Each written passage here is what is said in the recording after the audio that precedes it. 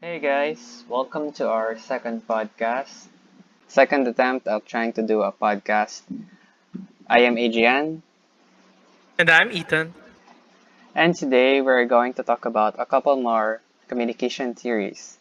But this time we're going to try to make it more relaxed and more conversational, and we'll speak Tagalog in some parts if there are stuff we cannot express properly. But as much as possible, we'll speak in English. So, for the first theory, we have social penetration theory. Social penetration is the process of self disclosure and learning or knowing more about the other person. It is through the information we learn that we can determine the depth of the relationship.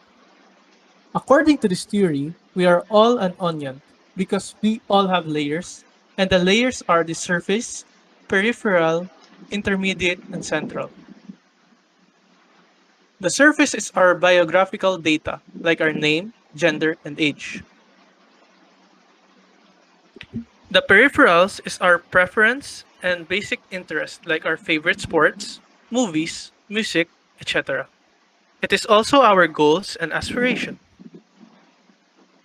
Intermediate is our belief or religious convictions.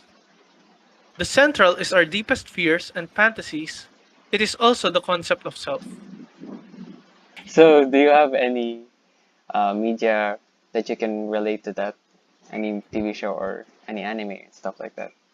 Yeah, I have an example. An example of us being an onion is One Piece. When Nami helped the Straw Hats because at the beginning, she did not want to be a part of any pirate crew.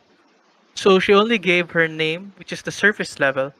As the story progressed, Nami then left the crew and stole their ship and their money.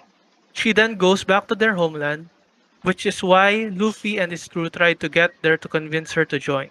But as they tried to convince her, they began to learn more about Nami and what is her goal, which is to buy the island from a pirate named Arlong. At that point, it is already the peripheral layer.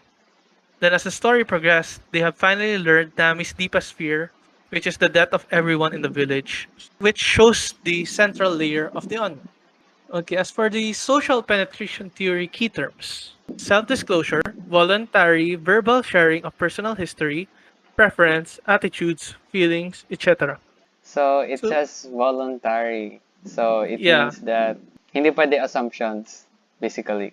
Dapat sinabi talaga nung voluntary sinabi nung tao para maging considered siya na yeah. So partner basically, or they share their information voluntarily.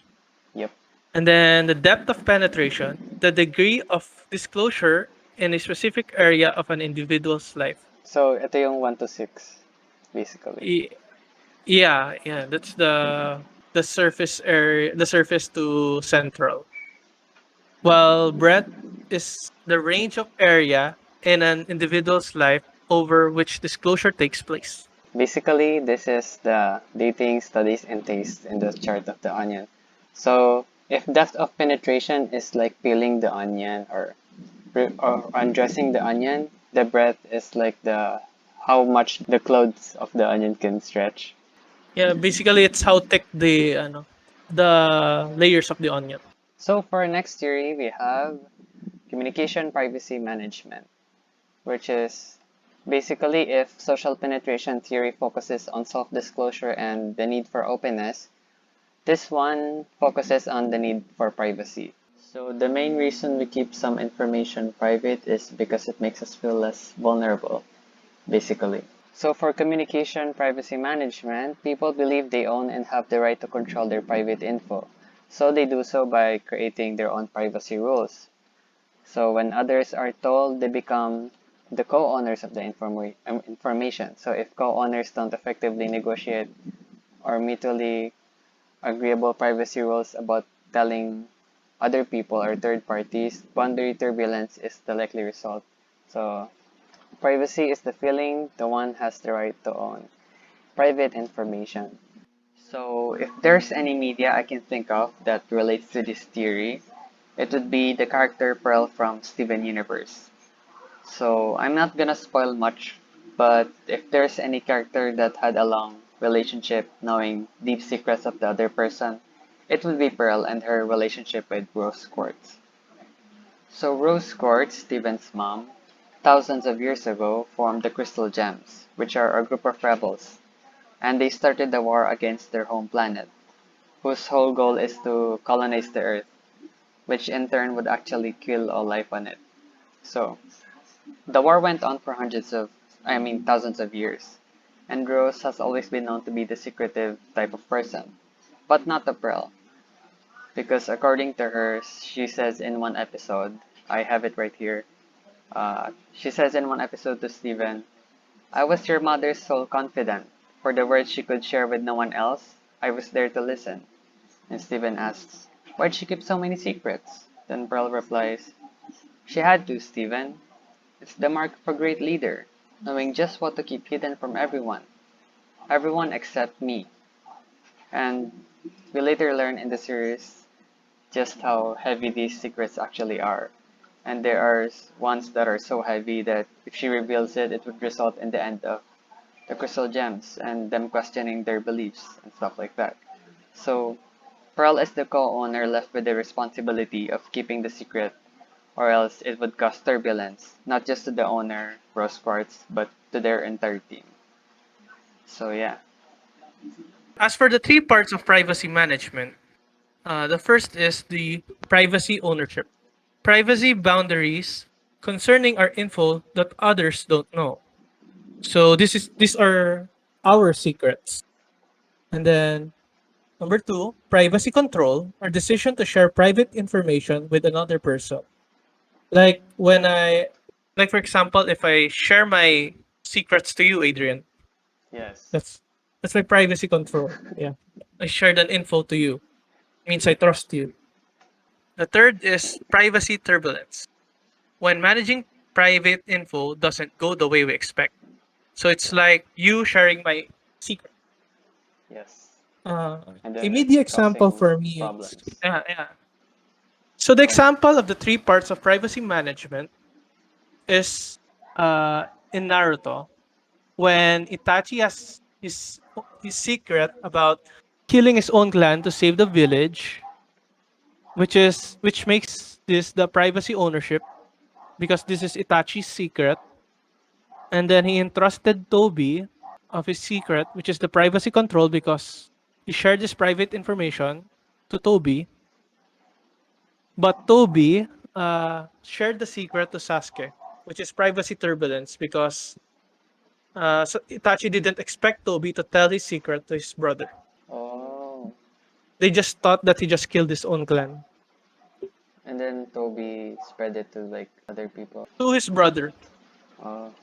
So for the five core principle of communication privacy management, for number one, people believe they own and the right to control private information. And theorists prefer saying disclosure of private info instead of self-disclosure because not all private info we share is about ourselves. So when you say self-disclosure, it involves like a different like another person. It involves intimacy. I mean, For number two, people usually have personal rules for managing private information. The five factors plays into development of a person's unique privacy rules, which are culture, gender, motivation, context, risk benefit ratio. The first is culture. Culture plays a part because we have different culture, which means we have different behavior, different perspective, and we think differently. mm, While gender, in my perspective, we tend to share more to the same gender because I think we feel like they will understand us more. Also, there is the motivation. It's like depends if it's attraction or if you have a liking. We can bend the rules. can bend can bend the rules. So yeah, yeah. As for the context, the traumatic events can shift a person's other factors. Self-explanatory. Yes, self-explanatory. As for the risk benefit ratio, this is when we think if the person shares our information and then the benefit depends on what we can get from him. If he can help us with our problem, or All right. their Okay. secret. Yeah, yeah. Yeah, that's the proper definition. Because you think of when you're about to share the information, you think of how is sharing that information advantageous to you, right? Yes, sir. Yes. So when others are told or given access to a person's private information, they become co-owners of that information. Basically, disclosure creates a confidant and a co-owner. So when the co-owner shares the problem, shares the private information, it causes problems. But when you think of it, the original owner is actually the one more affected. Okay, Adrian, do you have any main takeaways about this theory? So my main takeaway on all these theories so far is that the main ideas of these theories are very much common sense in terms of sharing information. Example, using it as a measure of depth of relationship and using it to disclose information close to your heart or having ownership and control over that information. But um, it's still interesting that we're able to dissect and organize it since we don't really pay much attention to these concepts in a regular basis. We just do it. Like when you share information to someone else, it's just common sense. It's just common sense on how much information, or how much level of the information are you going to share. We just do it. But putting them into metaphors like onions and organizing them made me understand it better actually, and it made sense. It made me self-reflect. When I first heard it, I was like, oh nga no, where am I in this relationship or maybe friendship or whatever? Where am I in their onion? Example, may iniisip kang tao, tapos where am I in this person's onion? It makes you think. So anyway, Interesting.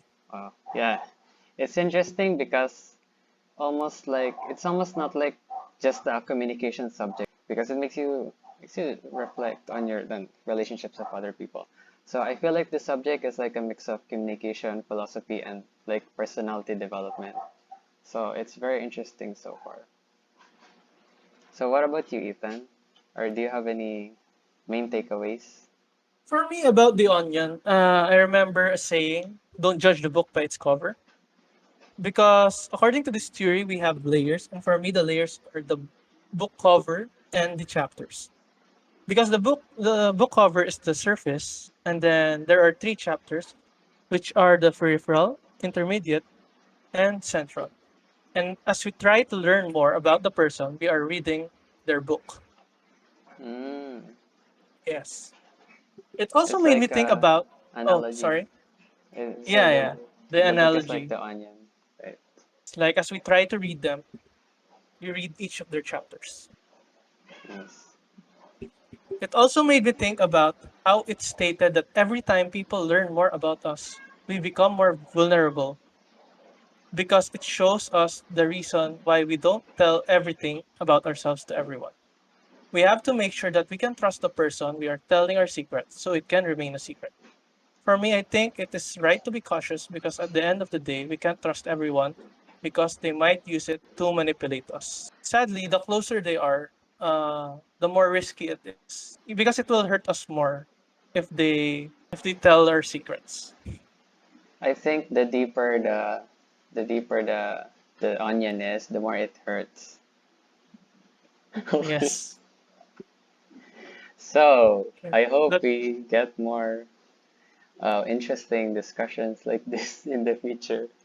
yeah, interesting. Interesting.